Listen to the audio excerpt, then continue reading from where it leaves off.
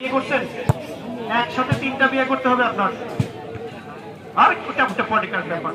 এই দাদা একসাথে 3টা বিয়ে করুক সেই প্রত্যাশা করছি। যথেষ্ট শক্তি রয়েছে গায়ে, 3টা বিবি একসাথে পালতে পারবে। গতবার থেকে এফসি সেখান থেকে অবশ্য গোপাল নামের খেলোয়াড়টাকে বাধাগ্রস্ত করে দিয়েছেন। এই যাত্রায় পরাস্ত হয়েছিলেন গোপাল।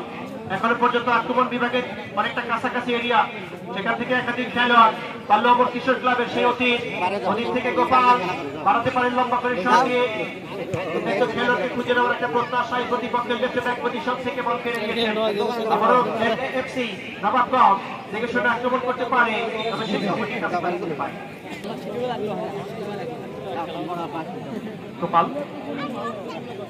গোপাল গোপাল থেকে অতীত এখনো পর্যন্ত তার নিয়ন্ত্রণে রয়েছে।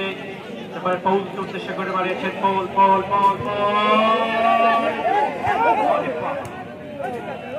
একটা করে হেড করছে মনে হয়, একটা 6তলা বিল্ডিং মতো দিয়ে ধরাই দেবে। এই রক্ষণ ভাগের খেলোয়াড়গুলো এই হেডগুলো কিভাবে করে, এদের মাথা কি আসলে অন্য কিছুতে তৈরি হচ্ছে? এবারে অফসাইড।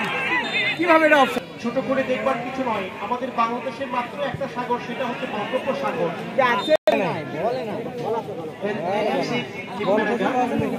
পলাশটা না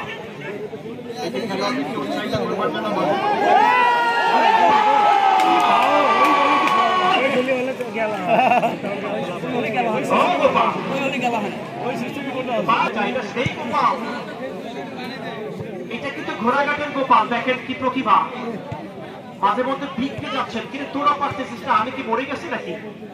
এইখান থেকে শট করবো সোজা গোল পোস্টের ওই পাশে নেট ছিঁড়ে ফেলবো, তবে গোলরক্ষক বাবু বলে আবার একটা কি কি করলেন? বিপদটাকে ডেকে এনেছেন নাকি পারলাম?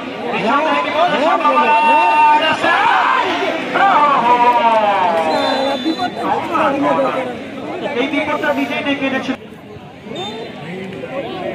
তাহলে কিন্তু সবাই মাঠের বাইরে চলে যাবে।